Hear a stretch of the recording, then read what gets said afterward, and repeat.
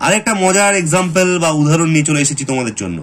কি আছে দেখো, 9 - 3 ডিভাইড বাই 1/3 প্লাস 1। এখানে মাইনাস আছে, ডিভাইড আছে, প্লাস আছে। বদমাস থিওরি অনুযায়ী সবার আগে কার কাজ হয়? ডিভিশনের কাজ, তারপরে যোগ, তারপরে বিয়োগ। তো 3কে 1/3 দিয়ে ভাগ করলে কি হয়? আচ্ছা, বুঝতে যদি অসুবিধা হয় একটা কাজ করো, ভাগটাকে জোর করে গুণ করো। যখনই ভাগটাকে আমি গুণ করব তখন 1/3 ভগ্নাংশটা উল্টে গিয়ে 3-এর 1 হয়ে যাবে। 3/1 লেখার আর দরকার নেই, শুধু 3 লিখলেই হবে। দেখো বুঝতে পার সুবিধা হবে। যোগ 1, কার কাজ আগে হবে বলো? গুণের কাজ আগে হবে। 3 তিরিককে কত হয়? 9 যোগ 1।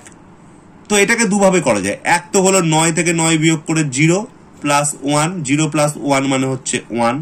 অথবা আরেকভাবে করা যায় প্রসেস মেনটেন করে। অনেক সময় বাচ্চাদের এই প্রসেস মেনটেন করে করতে হয়, তো নাহলে মার্কস কাটে, সেক্ষেত্রে এইভাবে করতে হয়। এই যে প্রথম 9টাকে লিখলাম, যোগ আর বিয়োগের মধ্যে যোগের কাজ আগে হয়, তাই প্লাস 1টাকে এর পাশে সাজিয়ে লিখলাম, তারপরে -9 দিলাম। 9 প্লাস 1, যোগের কাজটা আগে হলো 10 বিয়োগ 1, এবার বিয়োগের কাজ করব। 10 থেকে 9 বিয়োগ করলে 1। দুক্ষেত্রেই অ্যান্সারটা কিন্তু 1 এলো।